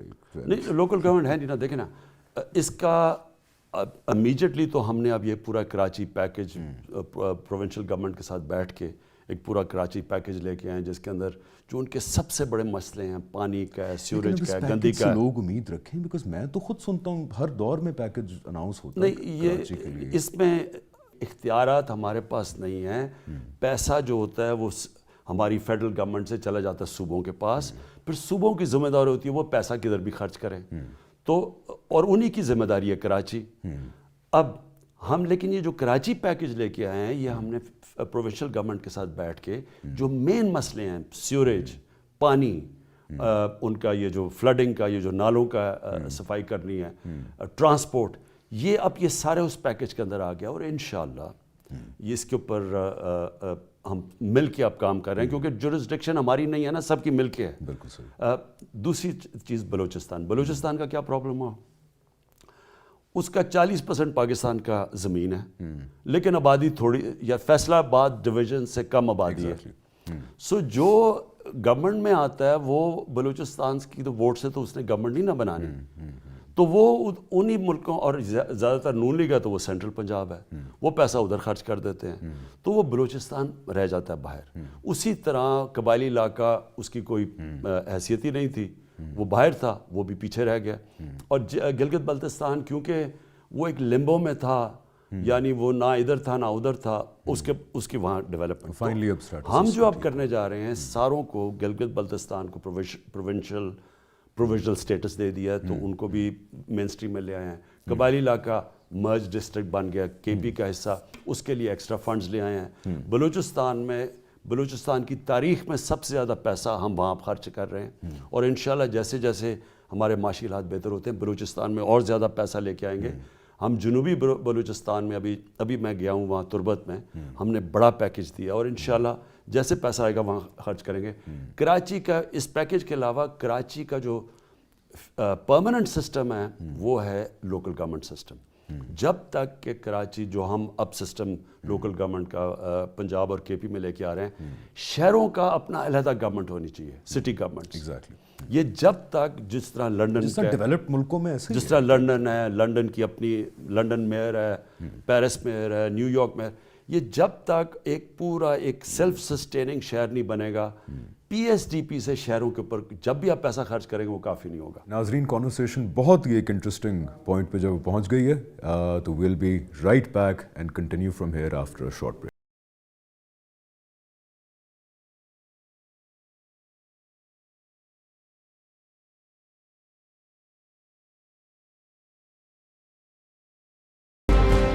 Welcome back. جی خان صاحب، ملک کے تو حالات جب سے پیدا ہوئے ہیں سن ہی رہے ہیں کہ اوپر نیچے ہوتے رہتے ہیں. جب سے میں پیدا ہوا ملک ہمارا تباہی کے دہانے پہ ہی کھڑا ہوا ہے، وہ نہ آگے جاتا ہے نہ پیچھے جاتا ہے. لیکن اب انٹرنیشنل حالات بھی جو ہیں وہ اس طرح کے ہیں کہ ہم متحمل نہیں ہو سکتے کسی کیئرلیسنس کے. ایران میں جو ہو رہا ہے، افغانستان میں جو ہو رہا ہے، انڈیا ہے، پھر چائنا اور ان کی اپنی لڑائی ہے، مڈل ایسٹ میں جو ہو رہا ہے، اسرائیل کا ایک مدعا جو ہے وہ چل پڑا ہے. ان پورے حالات میں ہماری اکانومی کو بھی دیکھیں، کووڈ بھی ہے. آئی تھنک جتنے چیلنجز آپ کو ہیں اس وقت بطور وزیر اعظم، پہلے بڑے کم وزیر اعظموں کو اتنے بڑے بڑے چیلنجز رہے ہیں. اگلے 2.5 سال کوئی روڈ میپ ہے جو لوگ سنیں اور ان کو تسلی بھی ہو اور ان کو پتہ لگے کہ ہماری گورنمنٹ کے پاس کیا ہے اگلا کلیئر روڈ میپ 2.5 سال کا؟ دیکھیں حمزہ، ہمارے سارے پرابلمز ہوئے کیا ہیں؟ ہمارے 2 پرابلمز ہوئے. 2 پرابلم کیا ہیں کہ ہم کبھی بھی اتنا پیسہ نہیں اکٹھا کرتے جس سے ہمارے خرچے پورے ہو جائیں، جس کو کہتے ہیں فسکل ڈیفیسٹ. ہماری آمدنی اور خرچے میں خسارہ رہتا ہے، اس کے لیے ہمیں قرضے لینے پڑتے ہیں. تو جب تک ہم اپنے لوگوں کو کہیں گے نہیں کہ پوری طرح ٹیکس دیں اپنا، وہ یہ خسارہ ہی رہے گا. نہ ہمارے پاس پیسہ نہیں ہوگا اپنے اسکولوں کے لیے، ہسپتالوں کے لیے. ہم ایک ماڈرن ملک بن نہیں سکتے جب تک پیسہ نہیں اتنا اکٹھا ہوتا. نمبر 1 یہ ہے. وہ بدقسمتی سے ہم دنیا میں وہ ملک ہیں جو تقریباً سب سے کم ٹیکس دیتے ہیں. ہم چاہتے ہیں کہ یہ ملک بڑا اچھا بن جائے اور ہم سارا وقت کہتے ہیں کہ جی دیکھیں یہ نہیں ہے وہ نہیں ہے. جب ٹیکس دینا ہوتا ہے کوئی ٹیکس نہیں دیتا. ہمارے یہاں سوری ایک قطع کلامی کر رہا ہوں، میرے کچھ اپنے رشتہ دار کانسیپٹ ہی نہیں ہے کہ پراپرٹی ٹیکس بھی کوئی چیز. ہم نے ابھی اب ہم انفارمیشن ٹیکنالوجی لے کے آ رہے ہیں ٹیکس کلیکشن میں. تو ہم نے جب چیک کیا 2.5 کروڑ لوگ ہیں، 2.5 کروڑ گھروں میں رہتے ہیں، گاڑیاں ہیں، کئیوں کی 1 سے زیادہ گاڑی ہے، اچھے اچھے گھر ہیں، ٹیکس نہیں دیتے. 2.5 کروڑ لوگ. اب یہ سوچیں کہ اگر یہ 2.5 کروڑ لوگ اپنا شیئر دینا شروع کر دیں، ہمارے مسئلے حل ہو جاتے ہیں. ہمیں کوئی ہم اپنی بچوں کو تعلیم دے سکتے. سب کچھ سارا ملک میں جو ٹیکس دے رہا ہے، سارا پاکستان میں جو ٹوٹل ٹیکس دینے والے ہیں، آپ سوچیں کتنے ہیں؟ 15 لاکھ. 15 لاکھ. 22 کروڑ لوگوں میں 15 لاکھ لوگ 24 کروڑ آبادی ہوگی کم از کم ہماری، اور اس کے اندر میں یہ کہہ رہا ہوں کہ 15 لاکھ ٹیکس دیتے ہیں. زبردست. اچھا، اور ہمارے پاس 2.5 کروڑ لوگوں کا اب انفارمیشن آ گیا ہے جو کچھ ٹیکس نہیں دیتے لیکن بڑے بڑے گھروں میں. تو جب تک لوگ ٹیکس نہیں دیں گے، پہلا تو میرا یہ سوال ہے. اچھا، یہ کبھی بھی ملک جب اٹھتا ہے تو قوم اٹھاتی ہے ملک کو. اب میں جو مرضی کر لوں، اگر لوگوں نے ٹیکس ہی نہیں دینا تو میں کدھر سے ان کو فیسلٹیز. دوسرا پرابلم، ہم نے کبھی بھی زور نہیں دیا. ملک کی اصل جو دولت بنتی ہے کہ جب آپ دنیا کو زیادہ بیچیں اور تاکہ ملک میں زیادہ ڈالر آئیں. ایکسپورٹ. یہاں ایکسپورٹس ہماری، آپ یہ سوچیں، آپ ذرا ذہن کریں کہ ہمارا یہ پرابلم آپ سے نہیں ہے، یہ ابھی تو 2 سالوں میں نہیں نہ آیا کہ ٹوٹل نون لیگ کے دور میں پاکستان کی جو ایکسپورٹس تھیں وہ 5% کم ہوئی. 5 سالوں میں 5% کم ہوئی. کتنی ایکسپورٹس تھیں؟ 20 ارب ڈالر. اور ہماری جو امپورٹس تھیں وہ پہنچ گئی 60 ارب ڈالر، 35% بڑھ گئی. اب کون سا ملک جو اب دنیا سے 60 ارب ڈالر امپورٹ کریں، 40 ارب اب کہاں سے لے کے 40 ارب ڈالر کا آپ کا ٹریڈ گیپ. آپ دنیا کو 20 ارب ڈالر کی چیزیں بیچ رہے ہیں اور 60 ارب ڈالر کی چیزیں، وہ کون سا ملک آگے بڑھ سکتا ہے؟ تو آپ کو IMF کے پاس تو جانا پڑتا ہے، ڈالر کم ہو جاتے ہیں، آپ کو جا کے پیسے لینے پڑتے ہیں. سو یہ جو 2 امبیلنسز ہیں، جب تک ہم ان دونوں کو، اور یہ ہم اب سے نہیں ہیں، یہ ہم نے 40-50 سال سے یہ ہمارا مسلسل یہ بنتا آ رہا ہے. سنگاپور کی ایکسپورٹس ہیں 50 لاکھ آبادی ہے، 60 لاکھ، 330 ارب ڈالر، 330 ارب ڈالر صرف 50 لاکھ کی آبادی ہے. ہماری ہیں اب ہوئی ہیں 25 ارب ڈالر اور ہم ہیں 22 کروڑ لوگ. تو دیکھیں یہ جو ہم نے ملک کا رخ موڑنا ہے وہ اللہ کا شکر ہے وہ موڑ رہا ہے. ہماری اب ایکسپورٹس بڑھ رہی ہیں. جو یہ جو کرنٹ اکاؤنٹ ڈیفیسٹ ہے نا کہ ڈالر کتنے اندر آ باہر 17 سال کے بعد ایک کوارٹر کے اندر یعنی کہ 4 مہینے میں ہمارا جو کرنٹ اکاؤنٹ ڈیفیسٹ وہ پازیٹیو ہو گیا. لیکن یہ 2 سال بڑی مشکل ہمیں لگی ہیں. یہ کہتے ہیں جی کیا یہ کیا ہے کہ ملک کا رخ چینج کر دیا, ڈیفیسٹ کم کر دیا. اب ہم نے جو بھی اب ہم کر رہے ہیں پہلی دفعہ انڈسٹری کو آپ انڈسٹری سے آج پوچھ لیں, ہماری آج فیصل آباد چلے جائیں پوچھ لیں انڈسٹری سے, یہ پہلی دفعہ 50 سال کے بعد 1960s کے بعد پہلی دفعہ پاکستان کے اندر انڈسٹریلائزیشن کی طرف جا رہے ہیں, ان کو ہم مدد کر رہے ہیں. آج فیصل آباد کے اندر ٹیکسٹائل کے لیے ورکر نہیں مل رہا ہے, ساری فیکٹریاں کام کر رہی ہیں نیوز کو فل کیپیسٹی اور ہماری ایکسپورٹس بڑھ رہی ہیں. سو جو چینج ہے وہ انڈسٹریلائزیشن جب تک پاکستان پہ نہیں ہوگی, ہم دولت اپنی نہیں بڑھائیں گے, ہم کیسے یعنی ہم پھر اسی طرح ہاتھ پھیلا کے پڑھتے رہیں گے. تو جو آپ نے فارن پالیسی کی بات کی, دیکھیں یہ بڑا میرے لیے اگر آپ پوچھیں نا کہ 2.25 سال میں سب سے مشکل وقت کیا ہے, مشکل وقت یہ ہے جب مجھے دوسرے ملکوں سے جا کے پیسے مانگنے پڑتے ہیں, قرضے مانگنے پڑتے ہیں. یہ میری توہین نہیں ہے, میں نے اپنے والد سے کبھی پیسے اپنی ذات کے لیے نہیں مانگے. یہ ملک کی توہین ہے جب آپ کا ملک کے سربراہ کو جا کے پیسے مانگنے پڑتے ہیں تو سارے ملک کا وقار نیچے چلا جاتا ہے. جو ہم نے کرنا ہے اور جو میری پوری کوشش ہے, جو میں اب نیا پاکستان کی بات کرتا ہوں, سب سے پہلے پاکستان اپنے پیر پہ کھڑا ہو. آپ کی فورن پالیسی ہوتی خوددار تب ہے جب آپ اپنے پیر پہ کھڑے ہو. تو اگلے 2.5 سال کے اندر ڈو یو تھنک کہ ہم اس سفر میں کہاں تک پہنچ پائیں گے؟ What do you see in the next دیکھیں 2.5 سال اگلے آنے والے دنوں میں ریئلسٹکلی میں آپ کو بتا رہا ہوں تو میں آپٹمسٹک ہمیشہ ہی میں سمجھا ہوں, لیکن میں سمجھتا ہوں کہ اللہ نے جتنا پوٹینشیل یہاں دیا ہے, ہم صرف ٹورزم کو ٹھیک کر لیں. ایک چیز میں آپ کو بتا رہا ہوں, ٹورزم کو ٹھیک کر لیں.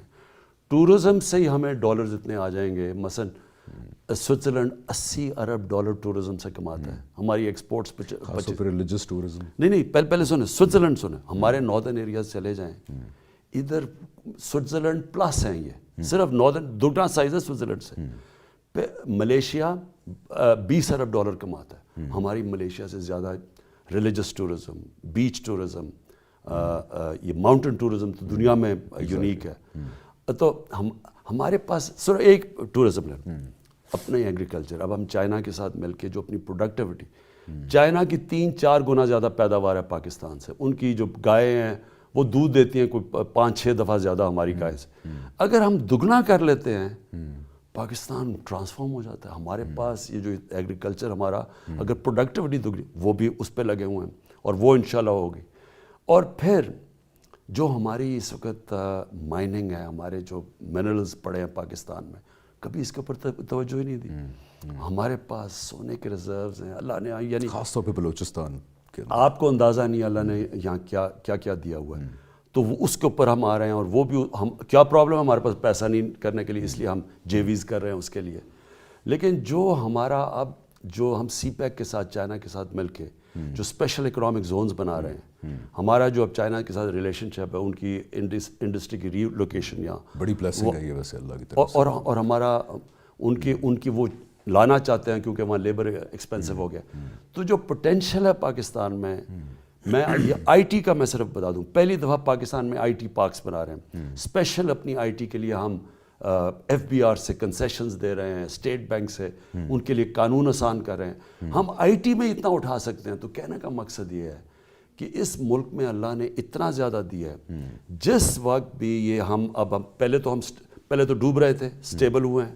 اب اگر ہم جو آنے والے دن ہیں ان میں جو اپنا پوٹینشیل اس ملک کا ہے, انشاءاللہ آپ یہ دیکھیں گے کہ پاکستان جو 60s میں سب سے تیزی سے بڑھ رہا تھا اس سارے علاقے میں, اسی طرح واپس چلا گیا. میں نے جتنی بھی بڑی خواب دیکھی ہے زندگی میں, ساری میری یعنی کرکٹ تھی تو سب سے بڑا کرکٹر بننا چاہتا تھا. پاکستان ورلڈ کپ, ہاسپٹل ساروں نے کہا نہیں بن سکتا, اونچ نیچ بھی دیکھی ہے, گرتا بھی تھا کیونکہ اوپر دیکتا تھا تو گرتا بھی نہیں. ہر ایمبیشن پہ لوگوں نے کہا تھا یہ نہیں ہو سکتا. سب پہ انکلوڈنگ کرکٹ سے شروع ہوا. فاسٹ بولر بننا چاہتا تھا, سب نے کہا نہیں بن سکتا. پھر کیپٹن, فاسٹ بولر کیپٹن نہیں بن سکتا. پھر کینسر ہاسپٹل نہیں بن سکتا. پھر دیہات میں ایک یونیورسٹی پرائیویٹ نہیں بن سکتی. پھر 2 پارٹی سسٹم میں 3 پارٹی نہیں آ سکتا. پھر یعنی اب ملک نہیں صحیح ہو سکتا, اور اب ملک اب یہ فیل ہو گیا. یعنی یہ میں سارا دیکھیں ہر چیز میں اللہ نے مجھے کامیاب بے کیا. شک اللہ اس نے کی بڑا اس کی کرم اس کیا. کا راز یہ دیکھیں حمزہ، دیکھیں کامیابی کا میں یوتھ کے لیے بتانا چاہتا ہوں. جب آپ ایک چیز کے اوپر ایک خواب کے پیچھے جاتے ہیں نا، تو یہ ضروری ہوتا ہے کہ جب آپ اس کی طرف جائیں کشتیاں جلا کے جائیں. یعنی کوئی آپ کے پاس پھر پلان بی نہیں ہونا چاہیے. یا میں کامیاب ہوں گا یا میں مروں گا. جب آپ یہ ایٹیٹیوڈ، اور یہ میں ہمیشہ جس کے پیچھے، جب میں نے 9 سال کا تھا ٹیسٹ کرکٹر کا فیصلہ کیا بننے کا، اس کے بعد کبھی میرے ذہن میں سیکنڈ ڈاؤٹ نہیں آئے. مذاق اڑا میرا، لوگوں نے کہا پہلے ٹیسٹ کے بعد فیل ہو گیا، لوگوں 3 سال پھر نہیں کھیلا، لوگوں نے کہا کہ اب کبھی نہیں کھیلا. کبھی میں اپنی پھر اس سے پیچھے نہیں ہٹتا. تو وہ جاتا ہوں اینڈ تک کہ جو بھی ہو جائے میں نے اب کامیاب. پھر میں سیکنڈ پلان بھی نہیں بناتا جو کام. اور پھر اللہ نے انسان کو، جب وہ کہتا ہے نا میں نے اشرف المخلوقات بنایا، سب سے عظیم مخلوق، اللہ نے ہمارے میں سب میں پاور دی ہے. ہوتا کیا ہے کہ ہم جب جاتے ہیں تو ہم کہیں نہ کہیں ہار مان جاتے ہیں، ڈر بھی جاتے ہیں. جب گرتے ہیں، جب آپ نیچے آتے ہیں تو آپ کو لوگ کہتے ہیں جی کیا کر رہے ہو یہ، اور لوگ آپ کے رشتہ داری کہتے، مجھے بھی کہتے تھے تمہیں کیا ضرورت ہے ہاسپٹل بنانے کی، اتنے بڑے کرکٹ سے شروع کیا ضرورت تھی پالیٹکس میں آنے کی. یہ کہتے ہیں لوگ جب آپ گرتے ہیں.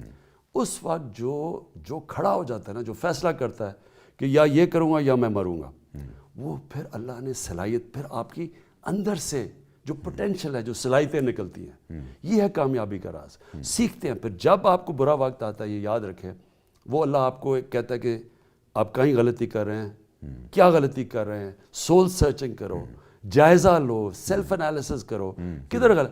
اور جب آپ ان کو غلطیوں کو دور کرتے ہیں، آپ اور اوپر چلے جاتے ہیں. پھر تو پوائنٹ میرا یہ ہے کہ یہ ہے میری آخری مشن، سب پہ اللہ نے مجھے کامیابی. وہ یہ ہے کہ پاکستان کو ایک عظیم قوم بنانا ہے. عظیم قوم کیا ہے؟ ایشین ٹائیگر نہیں ہے.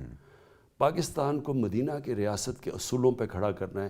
ایک انسانیت کا نظام، ایک فلاحی ریاست جدھر انسان کی قدر ہے، جدھر انصاف ہے، جدھر طاقتور اور کمزور قانون کے سامنے ایک برابر ہے. یہ نہیں کہ طاقتور کو NRO دو اور بیچارے کمزور کو جیلوں میں ڈالو. اللہ کی برکت اس قوم میں نہیں آتی. تو انسانیت، انصاف کا نظام، تعلیم کے اوپر زور ڈالیں، ریسرچ کے اوپر، نالج اکانومی. یہ ہے میری اب آخری. تو بہت بڑا ویژن ہے ویسے. اور ٹائم کم ہے. اور مجھے تو اس میں مجھے کبھی بھی شک نہیں ہوا کہ ہم کامیاب نہیں ہوں گے. تو we'll be right back and continue from here after a short break.